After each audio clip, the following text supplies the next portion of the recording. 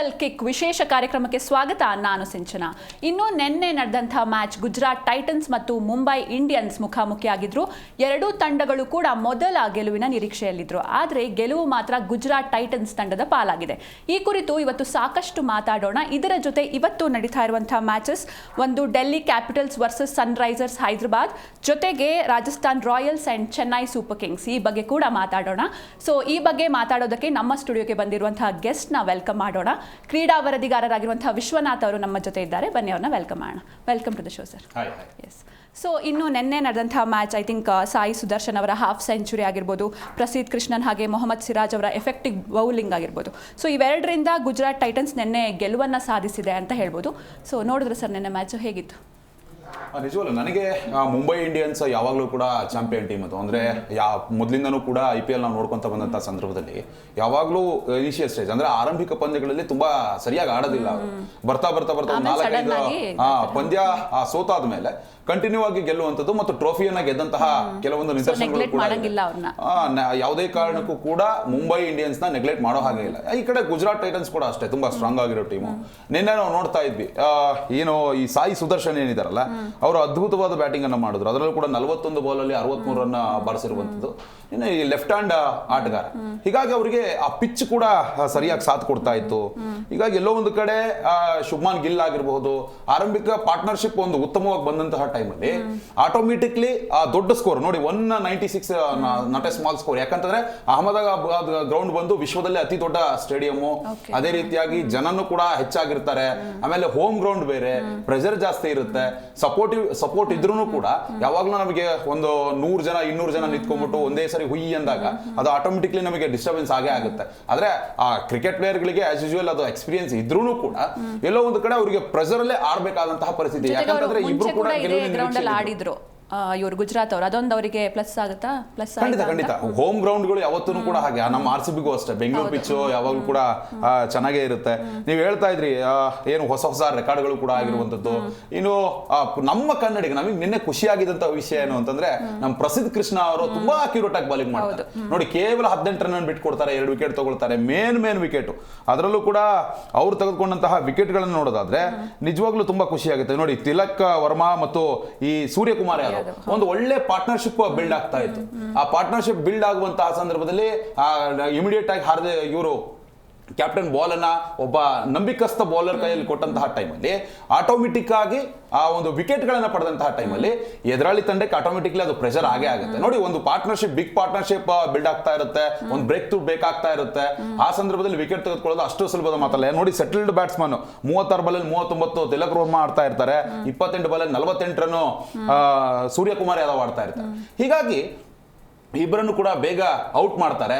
ಇನ್ನು ಎಲ್ಲೋ ಒಂದು ಕಡೆ ಇದು ಮೈನಸ್ ಆಗಿದ್ದು. ಮತ್ತು ಈ ರೋಹಿತ್ ಶರ್ಮಾ ಮತ್ತು ಈ ರಿಕಲ್ಟನ್ ಆರಂಭಿಕ ಆಟಗಾರ ಏನಿದ್ದಾರೆ, ರೋಹಿತ್ ಶರ್ಮಾ IPL ಅಲ್ಲಿ ಯಾಕೋ ಸ್ವಲ್ಪ ಮಂಕಾಗಿದ್ದಾರೆ. ಯಾಕಂತಂದ್ರೆ ನೋಡಿ, ವಿಶ್ವಕಪ್ ತಂದುಕೊಟ್ಟಂತಹ ಆಟಗಾರ, ICC ಚಾಂಪಿಯನ್ಸ್ ಟ್ರೋಫಿ ತಂದ ಆಟಗಾರ, T20 ವರ್ಲ್ಡ್ ಕಪ್ ಗೆದ್ವಿ, ಚಾಂಪಿಯನ್ಸ್ ಟ್ರೋಫಿ ಗೆದ್ವಿ, ಇಷ್ಟೆಲ್ಲ ಇದ್ರೂ ಕೂಡ IPL ಅಲ್ಲಿ ಅವರು ಕ್ಯಾಪ್ಟನ್ ಅಲ್ಲ, ಬರೀ ಆಟಗಾರ. ಹೀಗಾಗಿ ಎಲ್ಲೋ ಒಂದು ಕಡೆ ಇದು ಕೂಡ ಅವ್ರಿಗೆ ಹಿನ್ನಡೆ ಆಗುವಂತಹ ಸಾಧ್ಯತೆ ಕೂಡ ಇರುತ್ತೆ ಅಂತ ಹೇಳ್ಬೋದು. ರನ್ಸ್ ಪಡೆಯಕ್ಕೆ ಸಖತ್ ಕಷ್ಟಪಡ್ತಿದ್ರು ಅಂತ ಹೇಳ್ಬೋದು ಮುಂಬೈ ಇಂಡಿಯನ್ಸ್. ಎಸ್. ಯಾಕಂತಂದ್ರೆ ಬೌಲಿಂಗ್ ತುಂಬಾ ಚೆನ್ನಾಗಿತ್ತು ನೋಡಿ. ಸಿರಾಜ್ 2 ವಿಕೆಟ್ ಆರಂಭದಲ್ಲೇ ರಿಕಲ್ಟನ್ ಮತ್ತೆ ರೋಹಿತ್ ಶರ್ಮಾ ಅವ್ರನ್ನ ಔಟ್ ಮಾಡ್ಬಿಡ್ತಾರೆ. ಯಾವಾಗ ನೋಡಿ ಈ ಕಡೆ ಒಂದು ಒಳ್ಳೆ ಪಾರ್ಟ್ನರ್ಶಿಪ್ ಬಂತು, ಶುಭ್ಮಾನ್ ಗಿಲ್ ಮತ್ತೆ ಇನ್ನೊಬ್ಬ ಬ್ಯಾಟ್ಸ್ಮನ್ ಮಧ್ಯೆ ಅಂದ್ರೆ ಸಾಯಿ ಸುದರ್ಶನ್ ಮಧ್ಯೆ ಒಂದು ಒಳ್ಳೆ ಪಾರ್ಟ್ನರ್ಶಿಪ್ ಬರುತ್ತೆ. ಈ ಕಡೆ ರೋಹಿತ್ ಶರ್ಮಾ ಮತ್ತೆ ರಿಕಲ್ಟನ್ ನಡುವೆ ಪಾರ್ಟ್ನರ್ಶಿಪ್ ಬರಲ್ಲ. ಯಾವಾಗ power play 6 over power play ನಲ್ಲಿ ಒಂದು 50ರಿಂದ 60 ರನ್ ನಮಗೆ ಏನ್ ಸ್ಕೋರ್ ಬರುತ್ತಲ್ಲ, ಆ ಟೈಮಲ್ಲಿ ಯಾವುದೇ ವಿಕೆಟ್ಗಳು ಕೂಡ ಹೋಗಬಾರ್ದು. ವಿಕೆಟ್ ಬಿದ್ದಂತಹ ಟೈಮಲ್ಲಿ ರನ್ ರೇಟ್ ಕೂಡ ಕಡಿಮೆ ಆಗುತ್ತೆ, ಮಿಡ್ಲ್ ಆರ್ಡರ್ಗೆ ಒಂದು ಪ್ರಾಬ್ಲಮ್ ಆಗ್ತಾ ಹೋಗುತ್ತೆ. ಯಾಕಂತಂದ್ರೆ ರನ್ ಬೇಕಾಗಿರುತ್ತೆ, ಹೊಡೆಯೋ ಪ್ರೆಷರ್ ಅಲ್ಲಿ ಇರ್ತಾರೆ. ಈಗ ಒಂದ್ ಕಡೆ ವಿಕೆಟ್ಸ್ ಗಳು ಹೋಗ್ತಾ ಇರುತ್ತೆ, ಅದನ್ನು ಉಳಿಸಬೇಕು, ಇಲ್ಲೂ ಆಡಬೇಕು. ಹೀಗಾಗಿ ಎಲ್ಲೋ ಒಂದು ಕಡೆ ಅದು ಸ್ವಲ್ಪ ಮುಂಬೈಗೆ ನಿಜವಾಗ್ಲೂ ಕೂಡ ಹಿನ್ನಡೆ ಆಯ್ತು ಅಂತ ಹೇಳ್ಬೋದು.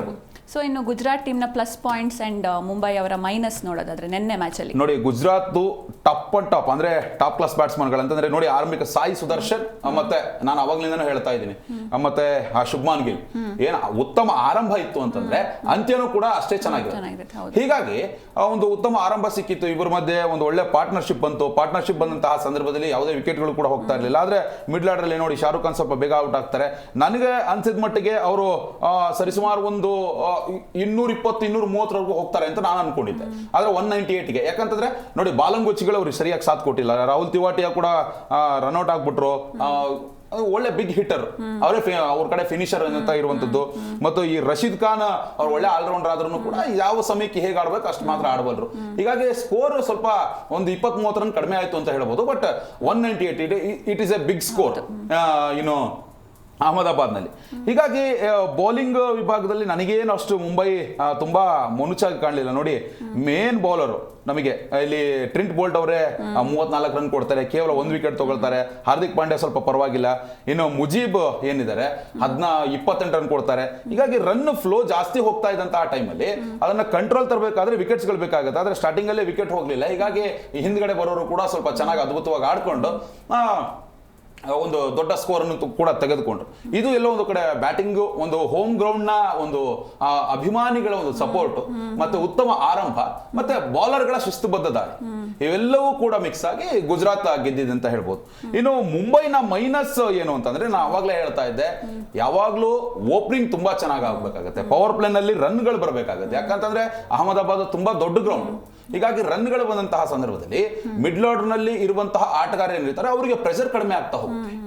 ಇಲ್ಲ ಅಂತಂದ್ರೆ ನಿಜವಾಗ್ಲೂ ಕೂಡ ರನ್ ಗಳಿಸೋದಕ್ಕೆ ಆಗೋದಿಲ್ಲ. ನೋಡಿ, ಮೇಲೆ ಮೇಲೆ ವಿಕೆಟ್ ಹೋದ ಟೈಮಲ್ಲಿ ನೋಡಿ, ಮಿಡ್ಲ್ ಆರ್ಡರ್ ನಲ್ಲಿ ತಿಲಕ್ ವರ್ಮಾ ಮತ್ತೆ ಸೂರ್ಯಕುಮಾರ್ ಯಾದವ್ ಚೆನ್ನಾಗಿ ಆಡ್ತಾರೆ. ಅವ್ರು ವಿಕೆಟ್ ಹೋದ ತಕ್ಷಣ ಹಿಂದ್ಗಡೆ ನೋಡಿ ರಾಬಿನ್ ಮಿನ್ಸ್ ಏನಿದ್ದಾರೆ 3 ರನ್ ಗಳಿಸ್ತಾರೆ, ಹಾರ್ದಿಕ್ ಪಾಂಡ್ಯ 11 ರನ್ ಗಳಿಸ್ತಾರೆ, ನಮನ್ ಧೀರ್ 18 ರನ್ ಗಳಿಸ್ತಾರೆ, ಸ್ಯಾಂಟ್ನರ್ 18 ರನ್ ಗಳಿಸ್ತಾರೆ. ಇವ್ರನ್ನ ಯಾರು ಕೂಡ ತುಂಬಾ ಹಿಟ್ಟರ್ಗಳು. ನೋಡಿ, ಹಾರ್ದಿಕ್ ಪಾಂಡ್ಯ ಅವ್ರ ಮೇಲೆ ನಾವು ವಿಶ್ವಾಸವನ್ನ ಇಡಬಹುದು. ಬಟ್ ಆಗ್ಲೇ ಸಮಯ ತುಂಬಾ ಮೀರಿ ಹೋಗಿರುತ್ತೆ. ಯಾಕಂತಂದ್ರೆ ರನ್ಗಳು ಬಹಳ ಬೇಕಾಗಿರುತ್ತೆ, ಪ್ರತಿ ಬಾಲಲ್ಲೂ ಹಿಟ್ ಮಾಡಬೇಕಾಗುತ್ತೆ. ಆದ್ರೆ ಇಲ್ಲಿ ಅಕ್ಯುರೇಟ್ ಬೌಲಿಂಗ್. ಪ್ರಸಿದ್ಧ ಕೃಷ್ಣ ಅಂತೂ 4 ಓವರ್ ಕೇವಲ T20 18 ರನ್ ಕೊಡ್ತಾರೆ ಅಂತಂದ್ರೆ ನಿಜವಾಗ್ಲೂ ಕೂಡ ಇದು ಒಳ್ಳೆ ಸ್ಪೆಲ್, ಅದ್ಭುತವಾದಂತಹ ಸ್ಪೆಲ್. ಹೀಗಾಗಿ ಮೊಹಮ್ಮದ್ ಸಿರಾಜ್ ಕೂಡ 2 ವಿಕೆಟ್ ತಗೊಳ್ತಾರೆ. ಸೊ ಇನ್ನು ಕಾಗೇಶ್ವರ ಬಾಡ 42 ರನ್ ದುಬಾರಿ ಆದ್ರೂ ಕೂಡ 1 ವಿಕೆಟ್ ಅನ್ನು ತೆಗೆದುಕೊಂಡಿರುವಂತದ್ದು. ಇವೆಲ್ಲವೂ ಕೂಡ ಪ್ಲಸ್ ಆಗ್ತಾ ಹೋಗುತ್ತೆ. ಹೀಗಾಗಿ ಆ ಪ್ಲಸ್ ಮೈನಸ್ 2 ಕಡೆ ಇತ್ತು. ಬಟ್ ಅರ್ಹವಾಗಿ ಯಾವ ತಂಡ ಒಂದು ತಂಡ ಗೆಲ್ಲಬೇಕಾಗುತ್ತೆ, ಆ ತಂಡ ನಿನ್ನೆ ಗುಜರಾತ್ ಗೆದ್ದಿರುವಂಥದ್ದು. ಓಕೆ, ಇನ್ನು ಗಿಲ್ ಅವರ ಬಗ್ಗೆ ಮಾತಾಡಲೇಬೇಕು. ಒಂದು ಹೊಸ ರೆಕಾರ್ಡ್ ಬೇರೆ ಮಾಡಿದ್ದಾರೆ. ಸೇಮ್ ಸ್ಟೇಡಿಯಂ ಅಲ್ಲಿ 1000 IPL ರನ್ಸ್. ಹೋಮ್ ಗ್ರೌಂಡ್ ಅಲ್ಲಿ ತುಂಬಾ ಖುಷಿ ಪಡುವಂತಹ ವಿಷಯ. IPL ನಲ್ಲಿ ಒಬ್ಬ ಯಂಗ್ಸ್ಟರ್, ಅವ್ರನ್ನ ಪ್ರಿನ್ಸ್ ಅಂತ ಕರೀತಾರೆ. ಭಾರತ ಕ್ರಿಕೆಟ್ ತಂಡದ ಪ್ರಿನ್ಸ್ ಅಂತ ಕರೆಯುವಂಥದ್ದು. ಯಾಕಂತಂದ್ರೆ ವಿರಾಟ್ ಕೊಹ್ಲಿ ನಂತರದ ಸ್ಥಾನವನ್ನು ಅವರು ತುಂಬುತ್ತಾರೆ ಅನ್ನೋದು ಅಭಿಲಾಷೆ ಇರುವಂಥದ್ದು. ನಮಗೂ ಕೂಡ ಅದೇ ಅಭಿಲಾಷೆ ಇದೆ. Virat Kohli next world cup ವರ್ಗು ಆಡ್ಲಿ ಅಂತ ಅಭಿಲಾಷೆ ಇದೆ. ಅದಾದ್ಮೇಲೆ ಯಾರು ಒಬ್ರು ಬೇಕೇ ಬೇಕಲ್ವಾ. IPL ಅಲ್ಲೂ ಕೂಡ ಅವರು ತುಂಬಾ ಚೆನ್ನಾಗಿ ಆಡ್ತಾರೆ ಬ್ಯಾಟಿಂಗ್ ನ. ಈ ಸಂದರ್ಭದಲ್ಲಿ ಅವ್ರಿಗೂ ನಾನು ಒಂದು ಶುಭಾಶಯ ಕೋರ್ತೀನಿ. ಮುಂದೆ ಇನ್ನೂ ಅವ್ರ ಬ್ಯಾಟ್ ಇಂದ ಇನ್ನೂ 16 ರನ್ಗಳು ಬರಲಿ. ಇನ್ನು ಭಾರತ ತಂಡದ ಪರವಾಗಿ ಆಡ್ಬೇಕಾದ್ರೆ ಎಕ್ಸ್ಪೆಷಲಿ ಫೈನಲ್ಸ್ ಮತ್ತೆ ಸೆಮಿಫೈನಲ್ ನಲ್ಲಿ ತುಂಬಾ ಚೆನ್ನಾಗಿ ಅದ್ಭುತವಾಗಿ ಆಡ್ಬೇಕು ಅವರು. ಯಾಕಂದ್ರೆ ತುಂಬಾ ಚೆನ್ನಾಗಿ ಆಡ್ತಾ ಇರ್ತಾರೆ. ಬಟ್ ಸೆಮಿಫೈನಲ್ ಫೈನಲ್ ಅಲ್ಲಿ ಎಲ್ಲೋ ಒಂದು ಕಡೆ ಪ್ರೆಷರ್ ಒಳಗಾಗಿ ಔಟ್ ಆಗ್ತಾ ಇದ್ದಾರೆ ಅಂತ ಇತ್ತೀಚಿನ ದಿನಮಾನಗಳಲ್ಲಿ ಅನ್ಸುತ್ತೆ. ಬಟ್ IPL ಅಲ್ಲಿ ಅವರ ಪರ್ಫಾರ್ಮೆನ್ಸ್ ತುಂಬಾ ಅದ್ಭುತವಾಗಿದೆ. 1000 ರನ್ ಪೂರೈಸಿದ್ದಾರೆ. 5,000 ಆಗ್ಲಿ, ಅದು 10,000 ಆಗ್ಲಿ, 20,000 ಆಗ್ಲಿ ಅಂತ ಹಾರೈಸಿ. ಓಕೆ, ಇನ್ನು ರೋಹಿತ್ ಶರ್ಮಾ ಅವರು ಕೂಡ ಅಷ್ಟೇ ಒಂದು ಹೊಸ ರೆಕಾರ್ಡ್. ನಿನ್ನೆ ಅವರು 450ನೇ T20 ಮ್ಯಾಚ್ ಆಡಿದ್ದಾರೆ. ಸೊ ಅವ್ರದ್ದು ಕೂಡ ಒಂದು ಹೊಸ ರೆಕಾರ್ಡ್. ಅದ್ರ ಬಗ್ಗೆ ಹೇಳೋದಾದ್ರೆ ನೋಡಿ, ರೋಹಿತ್ ಮತ್ತೆ ವಿರಾಟ್ ಕೊಹ್ಲಿ ಇರುವಂತದ್ದು ದಾಖಲೆಗಳನ್ನು ಮಾಡೋದಕ್ಕೆ, ಅವ್ರು ಇರೋದೇ ದಾಖಲೆ ಮಾಡೋದಕ್ಕೆ, ಇರುವ ದಾಖಲೆಗಳನ್ನ ಬ್ರೇಕ್ ಮಾಡೋದಕ್ಕೆ. ನೋಡಿ, ಸಿಕ್ಸರ್ಗಳಲ್ಲೂ ಕೂಡ ಅವರು ಈಗಾಗಲೇ ಕ್ರಿಸ್ ಗೇಲ್ ಅವರ ನಿಯರ್ ಬಳಿ ಬಂದಿರುವಂಥದ್ದು, ಹತ್ತಿರಕ್ಕೆ ಬಂದು ನಿಂತಿದ್ದಾರೆ ಅತಿ ಹೆಚ್ಚು ಸಿಕ್ಸರ್ಗಳನ್ನು ಬಾರಿಸಿರುವಂಥದ್ರಲ್ಲಿ. ಹೀಗಾಗಿ ಮುಂದಿನ ದಿನಮಾನಗಳಲ್ಲಿ ಆ ರೆಕಾರ್ಡ್ ಕೂಡ ಬ್ರೇಕ್ ಆಗುತ್ತೆ. ಪಂದ್ಯಗಳನ್ನ ಆಡುವಂಥದ್ದು ಒಬ್ಬ ಆಟಗಾರನ ಕನ್ಸಿಸ್ಟೆನ್ಸಿಯನ್ನ ತೋರಿಸುತ್ತೆ. ತುಂಬಾ ಅದ್ಭುತವಾಗಿ ಆಡುವಂಥದ್ದಾಗಿರ್ಬೋದು. ಬಿಗ್ ಹಿಟ್ ಮ್ಯಾನ್ ಅಂತ ಕರೀತಾರೆ, ಶೋ ಮ್ಯಾನ್ ಅಂತ ಕರೀತಾರೆ. ಅದ್ಭುತವಾಗಿ ಆಡ್ತಾರೆ, ಒಳ್ಳೆ ಹಿಟ್ಟರು. ಅವರು ನಿಂತ್ಕೊಂಡ್ರೆ ಸ್ಕ್ರೀಸ್ ಅಲ್ಲಿ ಯಾವ ಬಾಲರ್ ಉಳಿಯಲ್ಲ ಹಾಗೆ ಅಂತ ನಾವು ಕೂಡ ಹೇಳ್ತಾ ಇರ್ತೀವಿ. ಬಟ್ ಅಷ್ಟು ದಿವಸ ಅದನ್ನು ಉಳಿಸ್ಕೋಬೇಕು ಅಂತಂದ್ರೆ ಒಬ್ಬ ಆಟಗಾರನ ಮನೋಸ್ಥೈರ್ಯ, ಫಿಟ್ನೆಸ್. ಸ್ವಲ್ಪ ಜನ ಹೇಳ್ತಾರೆ ರೋಹಿತ್ ಶರ್ಮಾಗೆ ಆಲ್ರೆಡಿ ಹೊಟ್ಟೆ ಬಂದ್ಬಿಟ್ಟಿದೆ, ರಿಟೈರ್ಡ್ ಆಗ್ಬೇಕು ಹಾಗೆ ಅಂತ ಟೀಕೆ ಮಾಡ್ತಾರೆ. ಬಟ್ ನಾವು ಗಮನಿಸಬೇಕಾದ ಸಂಗತಿ ಅಂತಂದ್ರೆ ಅವರಿಗೆ ಒಳ್ಳೆ ಫಿಟ್ನೆಸ್ ಕೂಡ ಇದೆ. ಫಿಟ್ನೆಸ್ ಇಲ್ಲದೆ ಹೋದ್ರೆ ಇಷ್ಟು ವರ್ಷ ಹೇಗೆ ಆಡಕ್ಕಾಗ್ತಾ ಇತ್ತು? T20 ಪಂದ್ಯಗಳನ್ನ 400 ಚಿಲ್ಲರೆ ಮ್ಯಾಚ್ ಆಡಿದ್ರು ಅಂತ ನೀವು ಹೇಳ್ತಾ ಇದ್ದೀರಾ. ಹೇಗೆ ಆಡಕ್ಕಾಗ್ತಾ ಇತ್ತು? ಸೊ ಹಾಗಾಗಿ ಮುಂದೆ ರೋಹಿತ್ ಶರ್ಮಾಗೂ ಕೂಡ ಒಂದು ಅದ್ಭುತವಾದಂತಹ ಏನು ಇಲ್ಲಿವರೆಗೂ ಪರ್ಫಾರ್ಮೆನ್ಸ್ ಬಂದಿದೆ, ಆ ಪರ್ಫಾರ್ಮೆನ್ಸ್ ಅವ್ರು ರಿಟೈರ್ಡ್ ಆಗೋವರೆಗೂ ಇರುತ್ತೆ. ಮತ್ತೆ ಈ ಒಂದು ಏನು ಇಷ್ಟು ಪಂದ್ಯ ಆಡಿದ್ರಲ್ಲ, ಇನ್ನೊಂದು ವಿಶ್ವಕಪ್ ಬರೋವರೆಗೂ ಕೂಡ ಅವ್ರು ಆಡ್ಲಿ ಅಂತ ನಾನು ಹಾರೈಸ್ತೀನಿ. ಸೊ ಸರ್, ಇನ್ನು ನಿಮ್ಮ ಫೇವ್ರೆಟ್ ಪ್ಲೇಯರ್ ಯಾರು ಎರಡು ತಂಡಗಳಲ್ಲಿ? ನನಗೆ ಆಲ್ವೇಸ್ ರೋಹಿತ್ ಶರ್ಮಾನೇ. ನಾನು ವಿರಾಟ್ ಕೊಹ್ಲಿ ಬಿಟ್ರೆ ಯಾವತ್ತೂ ಕೂಡ ರೋಹಿತ್ ಶರ್ಮಾನೇ. ಯಾಕಂತಂದ್ರೆ ತುಂಬಾ ಅದ್ಭುತ ಆಟಗಾರ, ನಮಗೆ ತುಂಬಾ ಖುಷಿ ಕೊಡುವಂತವ್ರು. ಅವರು ತುಂಬಾ ಎಂಟರ್ಟೈನಿಂಗ್ ಆಗಿರುತ್ತೆ ಇನ್ನಿಂಗ್ಸ್. ವಿರಾಟ್ ಕೊಹ್ಲಿ ಅವರು ಕ್ಲಾಸ್ ಆಗಿ ಆಡಿದ್ರೆ ರೋಹಿತ್ ಶರ್ಮಾ ಮಾಸ್ ಆಗಿ ಆಡ್ತಾರೆ. ಓಕೆ, ಸೊ ಇದಿಷ್ಟು ನಿನ್ನೆ ಮ್ಯಾಚ್ ಬಗ್ಗೆ ಆಯಿತು. ಇನ್ನು ಇವತ್ತು Delhi Capitals versus Sunrisers Hyderabad match ನಡೀತಾ ಇದೆ. ಸೊ ಇವತ್ತಿನ ಮ್ಯಾಚ್ ಬಗ್ಗೆ ಹೇಳೋದಾದ್ರೆ ಹೇಗಿರ್ಬೋದು ಇವತ್ತಿನ ಮ್ಯಾಚ್? ನನಗೆ ಇವತ್ತಿನ ಪಂದ್ಯದ ಬಗ್ಗೆ KL ರಾಹುಲ್ ಅವರು ಕೂಡ ಜಾಯ್ನ್ ಆಗ್ತಿದ್ದಾರೆ. ವಿಶಾಖಪಟ್ಟಣಂನಲ್ಲಿ ನಡೀತಾ ಇರುವಂತಹ ಪಂದ್ಯ. ಯಾಕಂತಂದ್ರೆ ಅಲ್ಲೂ ಕೂಡ ಬಿಗ್ ಸ್ಕೋರ್ಗಳು. ಈಗಾಗಲೇ IPL ನಲ್ಲಿ ಬಾಲ್ ಮಾಡುವಂತಹ ಎಲ್ಲಾ ಬೌಲರ್ಗಳು ಹೇಳ್ತಾ ಇರುವಂಥದ್ದು ಒಂದೇ ಮಾತು, ಇದು T20 ಬೌಲರ್ಗಳ ಪಂದ್ಯ ಅಲ್ಲ, ಇವೆಲ್ಲ ಬ್ಯಾಟ್ಸ್ಮನ್ಗಳ ಪಂದ್ಯ. 200, 240 ರನ್, 250 ರನ್ ನೋಡಿದ್ರು ಕೂಡ ಕಡಿಮೆ ಆಗಲ್ಲ. ಅತಿ ಬಲಾಢ್ಯ ತಂಡ ಅಂತ ಹೇಳ್ಬೋದು ಸನ್ರೈಸರ್ಸ್. ನೋಡಿ, ಸನ್ರೈಸರ್ಸ್ ಹೈದರಾಬಾದ್ ಅಲ್ಲಿ ಹೆನ್ರಿಕ್ ಕ್ಲಾಸನ್ ಅವ್ರು ಲಾಸ್ಟ್ ಸೀಸನ್ ಅಲ್ಲಿ ಆಡಿದ್ದನ್ನು ನೆನೆಸ್ಕೊಂಡ್ಬಿಟ್ರೆ ಭಯ ಬಂದ್ಬಿಡುತ್ತೆ. ಅದರಲ್ಲೂ T20 ವಿಶ್ವಕಪ್ ನಲ್ಲಿ ಭಾರತದ ವಿರುದ್ಧ ಆಡ್ಬೇಕಾದ್ರೆ ಅದು ಆಡ್ತಾ ಇದ್ದನ್ನು ನೋಡಿದ್ರೆ ನಮಗೆ ಈಗಲೂ ಬೆವರು ಬರುತ್ತೆ. ಯಾಕಂತಂದ್ರೆ ಅಷ್ಟರ ಡೇಂಜರಸ್ ಬ್ಯಾಟ್ಸ್ಮನ್. ನೋಡಿ, ಕ್ಯಾಪ್ಟನ್ ಆಗೇ ಇದ್ದಾರೆ, ಕಮಿನ್ಸ್ ಇದ್ದಾರೆ, ಹೆಡ್ ಇದ್ದಾರೆ, ಅಭಿಷೇಕ್ ಶರ್ಮಾ ಇದ್ದಾರೆ. ಅವ್ರಿಗೆ 230, 240 ರನ್ ಅನ್ನೋದು 150, 160 ಆಗ್ಬಿಟ್ಟಿದೆ. ಆ ಲೆಕ್ಕಾಚಾರದಲ್ಲಿ ಬ್ಯಾಟಿಂಗ್ ಆಡ್ತಾರೆ. ಇಶಾಂತ್ ಕಿಶನ್ ಆಗಿರ್ಬೋದು, ನಿತೀಶ್ ರೆಡ್ಡಿ ಆಗಿರ್ಬೋದು, ಒಳ್ಳೆ ಒಂದು ಸ್ಟ್ರಾಂಗ್ ಇರುವಂತಹ ಟೀಮು. ಈ ಕಡೆ DC ಏನು ಕಡಿಮೆ ಅಂತ ಹೇಳಕ್ಕಾಗಲ್ಲ. ನೋಡಿ, ಅಭಿಷೇಕ್ ಪೊರಲ್ ಆಗಿರ್ಬೋದು, ಅದೇ ರೀತಿ ಅಕ್ಷರ್ ಪಟೇಲು, ಏನು ಡುಪ್ಲಿಸಿ, ಸಮೀರ್ ರಿಜ್ವಿ ಆಗಿರ್ಬೋದು, ಸ್ಟಬ್ಸ್ ಆಗಿರ್ಬೋದು. ಬಟ್ ಕಂಪ್ಯಾರಿಸನ್ ಮಾಡಿದ್ರೆ ಸ್ವಲ್ಪ ಸ್ಟ್ರಾಂಗ್ ಆಗಿ SRH ಕಾಣಿಸುತ್ತೆ. ಬಟ್ ಇವತ್ತಿನ ಪಂದ್ಯ ತುಂಬಾ ಫೈಟ್ ಇರುತ್ತೆ ಅಂತ ನನ್ನೊಂದು ಅಭಿಪ್ರಾಯ.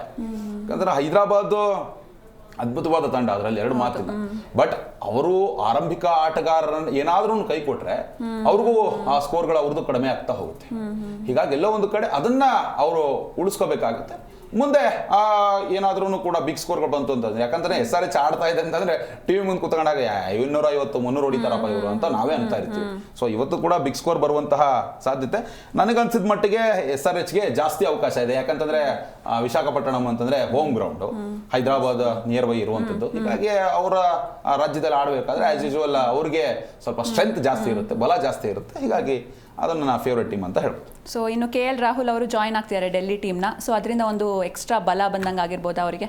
ನೋಡಿ, KL ರಾಹುಲ್ ಯಾವತ್ತೂ ಕೂಡ ಯಾವ ಟೈಮಲ್ಲಿ ಯಾವುದೇ ಒಂದು ಇನ್ನಿಂಗ್ಸ್ನಲ್ಲಿ ಯಾವ ಕ್ರಮಾಂಕದಲ್ಲಿ ಆಡಿಸಿದ್ರು ಆಡಬಲ್ಲರಂತಹ ಏಕೈಕ ಆಟಗಾರ ವಿಶ್ವದಲ್ಲಿ ಕಾಣುವಂಥದ್ದು ಇದುವರೆಗೂ ಕೂಡ. ಯಾಕಂತಂದ್ರೆ ನೋಡಿ, ಭಾರತ ತಂಡದಲ್ಲೇ ಅವರ ಮೇಲೆ ಸಾಕಷ್ಟು ಪ್ರಯೋಗಗಳನ್ನು ಮಾಡಲಾಗಿದೆ. ಓಪನರ್ ಬ್ಯಾಟ್ಸ್ಮನ್ ಆದ್ರು, ಮಿಡ್ಲರ್ ಬ್ಯಾಟ್ಸ್ಮನ್ ಆದ್ರು, ಮಿಡ್ಲ್ ಆರ್ಡರ್ ಆಡಿದ್ರು, ಮತ್ತೆ ಈಗ ಲೋ ಆರ್ಡರ್ ಆಡ್ತಿದ್ದಾರೆ. ಅವ್ರ ಕ್ರಮಾಂಕನೇ ಫಿಕ್ಸ್ ಇಲ್ಲ, ಬಟ್ ಎಲ್ಲಾ ಟೈಮಲ್ಲೂ ಕೂಡ ಅವ್ರು ಬ್ಯಾಟ್ ಮಾಡ್ತಿದ್ದಾರೆ. ನಾವು ಇದರಲ್ಲಿ ICC ಚಾಂಪಿಯನ್ಸ್ ಟ್ರೋಫಿ ನೋಡಿದ್ವಿ. ಏನಪ್ಪಾ ಇದು ರಾಹುಲ್ ಆಡದೆ ಹೋದ್ರೆ ಏನಪ್ಪಾ ಕತೆ. ಬಟ್ ತುಂಬಾ ಅದ್ಭುತವಾಗಿ ಆಡುವಂತಹ ಆಟಗಾರ, ತುಂಬಾ ಖುಷಿ ಕೊಡುವಂತಹ ಆಟಗಾರ. DCಗೆ ಆನೆ ಬಲ ಬಂದಿದೆ ಅಂತ ಹೇಳ್ಬೋದು. ಯಾಕಂತಂದ್ರೆ ಕ್ಯಾಪ್ಟನ್ ಮೆಟೀರಿಯಲ್ ಅವರು. ಬಟ್ ನಾನು ಕ್ಯಾಪ್ಟನ್ಸಿ ಮಾಡಲ್ಲ, ಅಕ್ಷರ್ ಪಟೇಲ್ ಮಾಡ್ತಾರೆ ಅನ್ನೋ ಒಂದು ಹಿನ್ನೆಲೆಯಲ್ಲಿ ಅಕ್ಷರ್ ಪಟೇಲ್ ಅಂಡರ್ ಆಡಿದ್ರು ಕೂಡ ಈಗ ನಮಗೆ ರಜತ್ ಪಾಟಿದಾರ್ಗೆ ಯಾವ ರೀತಿಯಾಗಿ ವಿರಾಟ್ ಕೊಹ್ಲಿ ಟಿಪ್ಸ್ ಮತ್ತೆ ಸಪೋರ್ಟ್ ಅನ್ನು ಕೊಡ್ತಾ ಇರ್ತಾರಲ್ಲ, ಅದೇ ರೀತಿಯಾಗಿ ಅಕ್ಷರ್ ಪಟೇಲ್ಗೆ KL ರಾಹುಲ್ ಖಂಡಿತವಾಗ್ಲೂ ಕೊಟ್ಟೇ ಕೊಡ್ತಾರೆ. ಬಿಕಾಸ್ ರಾಹುಲ್ಗೂ ಕೂಡ ಕ್ಯಾಪ್ಟನ್ಸಿ ಮಾಡಿ ಅಭ್ಯಾಸ ಇದೆ ಲಕ್ನೋದಲ್ಲಿ ಇದ್ದಾಗ ಸಂದರ್ಭದಲ್ಲಿ. ಹೀಗಾಗಿ ಎಲ್ಲೋ ಒಂದು ಕಡೆ ಇದು 200% ಅವ್ರಿಗೆ ಪ್ಲಸ್ ಆಗುತ್ತೆ. ಓಕೆ, ಇನ್ನು ಇನ್ನೊಂದು match Chennai Super Kings versus Rajasthan Royals ನಡೀತಾ ಇದೆ. ಇನ್ನು ನಮ್ಮ ಚೆನ್ನೈ ಅವರು ಲಾಸ್ಟ್ ಮ್ಯಾಚ್ ಹೀನಾಯವಾಗಿ ಸೋತಿದ್ರು RCB ಮೇಲೆ. ಸೊ ಈ ಮ್ಯಾಚು ರಾಜಸ್ಥಾನ್ ಟೀಮ್ ಜೊತೆ ಇದೆ. ಹೇಗಿರ್ಬೋದು ಇವತ್ತಿನ ಮ್ಯಾಚ್ ಅಂತ? ನೋಡಿ, ರಾಜಸ್ಥಾನ್ ಟೀಮು ಯಾವಾಗಲೂ ಕೂಡ ತುಂಬಾ ಸಿಕ್ಕಾಪಟ್ಟೆ ಸ್ಟ್ರಾಂಗ್. ಅವ್ರು ಯಾವಾಗ ಗೆಲ್ತಾರೋ, ಯಾವಾಗ ಕಡಿಮೆ ಆಗ ಲೋ ಆರ್ಡರ್ ಆಡ್ತು ಅಂತಂದ್ರೆ ಸ್ಕೋರ್ ಗಳಿಸಲ್ವೋ, ವಿಕೆಟ್ಗಳು ಕಳ್ಕೊಳ್ತಾರೋ, ಅದೆಲ್ಲ ಬೇರೆ ಬೇರೆ ವಿಷಯಗಳು. ಬಟ್ ಚೆನ್ನೈ ಏನ್ ಗೊತ್ತಾ, ಚೆನ್ನೈ ತಂಡನೂ ಅಷ್ಟೇ ತುಂಬಾ ಸ್ಟ್ರಾಂಗ್ ಆಗಿರುವಂತಹ ಟೀಮ್. ನಾವು ಆಸ್ ಎ RCB ಫ್ಯಾನ್ ಆಗಿ ಅವ್ರನ್ನ ಟೀಕೆ ಮಾಡ್ತೀವಿ, ಕಾಲ್ ಎಳಿತೀವಿ, ಅವ್ರ ಸೋತ ಖುಷಿ ಪಡ್ತೀವಿ. ಅದರ ಹೊರತಾಗಿನೂ ಕೂಡ ಒಂದು ಅದ್ಭುತವಾದಂತಹ ತಂಡ. ಯಾಕಂತಂದ್ರೆ ಧೋನಿ ಅಂತಹ ಒಬ್ಬ ಚಾಣಾಕ್ಷ ಕ್ಯಾಪ್ಟನ್ ಅಲ್ಲಿ ಇರುವಂತದ್ದು. ನೋಡಿ, ಮೊನ್ನೆ ಅವರ RCB ಮೇಲೆ ಸೋದಂತಹ ಟೈಮಲ್ಲಿ ಅನೇಕ ಮಂದಿ ಟೀಕೆ ಮಾಡುವಂಥದ್ದಾಗಿರಬಹುದು, ಮತ್ತು ಚೆನ್ನೈಗೆ ಸರಿಯಾದಂತಹ ಪ್ಲೇಯರ್ಗಳು ತಗೊಂಡಿಲ್ಲ, ಧೋನಿ ವಿರುದ್ಧನೇ ಮಾತಾಡುವಂತಹ ಅಭಿಮಾನಿಗಳಿದ್ದಾರೆ ಚೆನ್ನೈನಲ್ಲಿ. ಬಟ್ RCB ಆ ತರ ಆಗಲ್ಲ. ಅದೊಂದು ಖುಷಿ ಕೊಡುವಂತಹ ವಿಷಯ. ನಾವು ಸೋಲಿ ಗೆಲ್ಲಿ ಈ ಸರಿ ಕಪ್ ನಮ್ದೇ ಅನ್ನೋ ಒಂದು ಮೈಂಡ್ ಸೆಟ್ ಅಲ್ಲಿ ನಾವಿರ್ತೀವಿ, ನಮ್ಮ ಅಭಿಮಾನಿಗಳು ಇರ್ತಾರೆ. ಎಲ್ಲೋ ಒಂದು ಕಡೆ ಇವತ್ತಿನ ಒಂದು ಪಂದ್ಯದಲ್ಲಿ ನನಗೆ ಚೆನ್ನೈ ತುಂಬಾ ಸ್ಟ್ರಾಂಗ್ ಆಗಿ ಕಾಣಿಸುತ್ತೆ. ಯಾಕಂತಂದ್ರೆ ಗೆಲುವಿನ ಲಯಕ್ಕೆ ಅವ್ರು ಮರಳಬೇಕಾಗಿದೆ. ಒಂದು ಮ್ಯಾಚ್ ಸೋತ್ರೂ ಕೂಡ ಅಷ್ಟು ಈಸಿಯಾಗಿ ಅವ್ರನ್ನ ಯಾವತ್ತೂ ಕೂಡ ಪರಿಗಣಿಸಕ್ ಆಗದೇ ಇಲ್ಲ. ಯಾಕಂತಂದ್ರೆ 5 ಟೈಮ್ ಚಾಂಪಿಯನ್ ಅವರು. ಹೌದು. ಸೊ ಮುಂದೆ ಇನ್ನೂ ಕೂಡ ಅದ್ಭುತವಾಗಿ ಆಡ್ತಾರೆ. ಇವತ್ತಿನ ಒಂದು ಪಂದ್ಯದಲ್ಲಿ ಋತುರಾಜ್ ಗಾಯಕ್ವಾಡ್ ಆಗಿರಬಹುದು, ರಚಿನ್ ರವೀಂದ್ರ ಆಗಿರಬಹುದು ಮತ್ತು ತ್ರಿಪಾಠಿ ಆಗಿರಬಹುದು, ಎಲ್ಲೋ ಒಂದು ಕಡೆ ಋತುರಾಜ್ ಗಾಯಕ್ವಾಡ್ಗೆ ಬೆನ್ನೆಲುಬಾಗಿ ನಿಂತಿರುವಂಥದ್ದು ಮಹೇಂದ್ರ ಸಿಂಗ್ ಧೋನಿ. ಎಲ್ಲ ಟಿಪ್ಸ್ ಅನ್ನು ವಿಕೆಟ್ ಇಂದ ನಿಂತ್ಕೊಂಡು ಅವರೇ ಕೊಡ್ತಾ ಇರ್ತಾರೆ, ಇವರು ಫಾಲೋ ಮಾಡ್ತಾರೆ ಅಷ್ಟೇ. ಹೀಗಾಗಿ ಮುಂದಿನ ದಿನಮಾನಗಳಲ್ಲಿ ಇವರು ಕೂಡ ಕಂಬ್ಯಾಕ್ ಮಾಡ್ತಾರೆ ಅಂತ ಅನ್ಸುತ್ತೆ. ನೋಡಿ, ಈ ಕಡೆನೂ ಕೂಡ ರಿಯಾನ್ ಪರಾಗ್ ಆಗಿರ್ಬೋದು, ಧ್ರುವ್ ಜುರೇಲ್ ಆಗಿರ್ಬೋದು, ಯಶಸ್ವಿ ಜೈಸ್ವಾಲ್ ಆಗಿರ್ಬೋದು, ತುಂಬಾ ಅದ್ಭುತವಾಗಿ ಇರುವಂತಹ ತಂಡ ಇದು ಕೂಡ. ಮುಂದೆ ಇವತ್ತಿನ ಏನು ಪಂದ್ಯ ಇದೆಯಲ್ಲ, ಈ ಪಂದ್ಯದಲ್ಲಿ ನನಗೆ ನನ್ನ ಫೇವ್ರೇಟ್ ಬಂದು ಚೆನ್ನೈ ಅಂತ ಅನ್ಸುತ್ತೆ. ಬಟ್ ನೋಡೋಣ, ಯಾಕಂತಂದ್ರೆ ನಾವು ಯಾವ ತಂಡವನ್ನು ಕೂಡ ಈ IPL ಮತ್ತು T20 ಪಂದ್ಯಗಳಲ್ಲಿ ಹೇಳೋದಕ್ಕೆ ಆಗೋದಿಲ್ಲ. ಗುವಾಹಟಿಯಲ್ಲಿ ಇರುವಂತಹ ತಂಡ ಒಂದು ಪಂದ್ಯ, ಹೀಗಾಗಿ ಹೋಮ್ ಗ್ರೌಂಡ್ ಅವ್ರಿಗೂ ಕೂಡ ಸಪೋರ್ಟಿವ್ ಆಗಿರುತ್ತೆ. ನೋಡೋಣ ರಿಯಾನ್ ಪರಾಗ್ ಏನಾದರೂ ಮ್ಯಾಜಿಕ್ ಮಾಡ್ತಾರಾ ಏನು ಅಂತ, ಯಾಕಂದ್ರೆ ಅವರು ಒಳ್ಳೆ ಕ್ಲಾಸ್ ಆಗಿ ಆಡುವಂಥ ಆಟಗಾರ. ಮುಂದೆ ಈ ಒಂದು ಪಂದ್ಯದಲ್ಲಿ ತುಂಬ ನನಗೂ ನಿರೀಕ್ಷೆ ಇದೆ.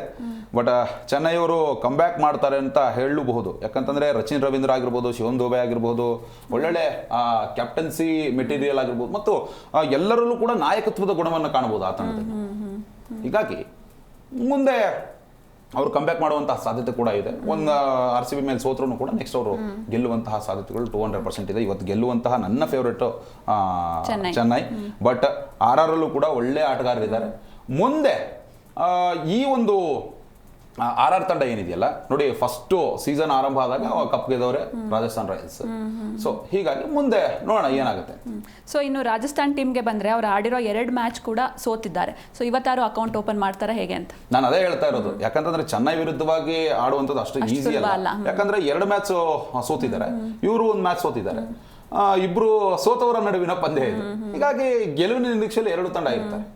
ಗೆಲುವು ಬೇಕೇ ಬೇಕು ಅನ್ನೋ ಒಂದು ನಿರೀಕ್ಷೆಯಲ್ಲಿ ತುಂಬಾ ಜನ ಇರ್ತಾರೆ. ಯಾಕಂತಂದ್ರೆ ಗೆಲ್ಲಬೇಕು, ಇವತ್ತು ನಾವು ಕಂಬ್ಯಾಕ್ ಮಾಡಬೇಕು, ಅಭಿಮಾನಿಗಳಿಗೆ ಒಂದು ಖುಷಿ ಕೊಡಬೇಕು, ಮತ್ತೆ ಪಾಯಿಂಟ್ಸ್ ಕೂಡ ಇಲ್ಲಿ ಇಂಪಾರ್ಟೆಂಟ್ ಆಗುತ್ತೆ, ರನ್ ರೇಟ್ ಇಂಪಾರ್ಟೆಂಟ್ ಆಗುತ್ತೆ. ಹೀಗಾಗಿ ಕಂಟಿನ್ಯೂಸ್ ಆಗಿ ಈ ರೀತಿ ಆಗುವಂಥದ್ದು ಅದು ಕಾಮನ್. ಬಟ್ ಇವತ್ತಿನ ಪಂದ್ಯದಲ್ಲಿ ಚೆನ್ನೈ ನನಗೆ ಸ್ಟ್ರಾಂಗ್ ಆಗಿ ಕಾಣಿಸುತ್ತೆ. ಸೊ ಇನ್ನು ರಾಜಸ್ಥಾನ್ ಟೀಮ್ ಅವರು 2 ಮ್ಯಾಚ್ ಸೋತಿರೋದ್ರಿಂದ ಸೊ ಅವ್ರು ಏನೆಲ್ಲ ಚೇಂಜಸ್ ಮಾಡ್ಕೊಂಡ್ರೆ ಒಳ್ಳೇದು ಅಂತ ಅಂತೀರಾ, ಅಥವಾ ಹಿಂಗೆ ಎಲ್ಲದನ್ನು ಚೇಂಜ್ ಮಾಡ್ಕೋಬೇಕು? ಇಂತಿದ್ದ ಪಾಯಿಂಟ್ ಅಂತ ಅಲ್ಲ. ಫೀಲ್ಡಿಂಗ್ ಆಗಿರ್ಬೋದು, ಬೌಲಿಂಗ್ ಆಗಿರ್ಬೋದು, ಕ್ಯಾಪ್ಟನ್ಸಿ ಆಗಿರ್ಬೋದು. ಕ್ಯಾಪ್ಟನ್ಸಿಲಿ ಕೆಲವೊಂದು ಚೇಂಜಸ್ ಅನ್ನು ಮಾಡಬೇಕಾಗುತ್ತೆ.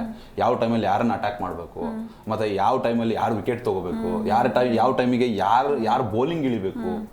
ಆಮೇಲೆ ಬ್ಯಾಟ್ಸ್ಮನ್ಗಳು ಫಸ್ಟ್ ಯಾವತ್ತು ನಾನು ಮತ್ತೆ ಪದೇ ರಿಪೀಟ್ ಮಾಡ್ತಾ ಇರುವಂಥದ್ದು, ಆರಂಭ ಚೆನ್ನಾಗಿದ್ರೆ ಅಂತ್ಯನೂ ಕೂಡ ಅದ್ಭುತವಾಗಿರುತ್ತೆ. ಹೀಗಾಗಿ ಮುಂದೆ ಇವತ್ತಿನ ಒಂದು ಪಂದ್ಯದಲ್ಲಿ ನನಗೆ ತುಂಬ ವಿಶ್ವಾಸ ಇರುವಂಥದ್ದು ನಿತೇಶ್ ರಾಣಾ. ನೀವು ಹೇಳ್ತಾ ಇದ್ರಿ, ಇವತ್ತು ನನಗೆ ಧ್ರುವ್ ಜುರೇಲ್ ಅವರು ತುಂಬ ಚೆನ್ನಾಗಿ ಆಡ್ತಾರೆ, ರಿಯಾನ್ ಪರಾಗ್ ಇದ್ದಾರೆ, ಸ್ಯಾಮ್ಸನ್ ಇದ್ದಾರೆ. ನೋಡೋಣ, ಸ್ಯಾಮ್ಸನ್ IPL ನಲ್ಲಿ ತುಂಬ ಸ್ಟಾರ್ ಬ್ಯಾಟರು. ಇವತ್ತು ಚೆನ್ನೈ ಮೇಲೆ ಏನು ಕಮಾಲ್ ಮಾಡ್ತಾರಾ ಅನ್ನೋದ್ರ ಮೇಲೆ ಡಿಪೆಂಡ್ ಆಗುತ್ತೆ.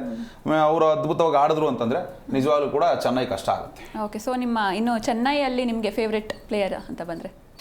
ಧೋನಿ. Okay, Dhoni, always Dhoni. ನೋಡಿ, ಮೊನ್ನೆ RCB ಮೇಲೆ ಅವರು 9ನೇ ಬ್ಯಾಟ್ಸ್ಮನ್ ಆಗಿ ಬಂದ್ರು, ನನಗೆ ಒಂಥರ ಬೇಜಾರಾಯ್ತು, ಎಲ್ಲಿದ್ದ ಪ್ಲೇಯರ್ ಎಲ್ಲಿಗೆ ಬಂದ್ರು ಅಂತ.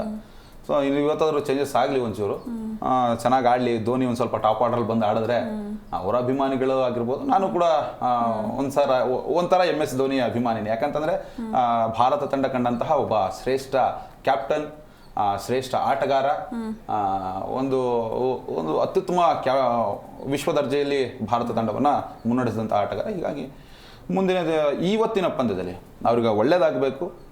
ಏನು ಟೀಕೆ ಮಾಡ್ತಾ ಇದ್ದಾರಲ್ಲ ಚೆನ್ನೈನ, ಅದಕ್ಕೆ ಇವತ್ತು ಚೆನ್ನೈನವರು ಪಕ್ಕ ಉತ್ತರ ಕೊಡ್ತಾರೆ ಅಂತ ನನಗೆ ಅನ್ಸುತ್ತೆ. Yes sir. ಸೊ ಇನ್ನು ಇಷ್ಟೊತ್ತು ನಮ್ಮ ಜೊತೆ ಇದ್ದು ಸಾಕಷ್ಟು ವಿಷಯನ ಹಂಚ್ಕೊಂಡಿರಿ. ನಮ್ಮ ಪ್ರೋಗ್ರಾಮ್ಗೆ ಬಂದಿದ್ದಕ್ಕೆ ಥ್ಯಾಂಕ್ ಯು.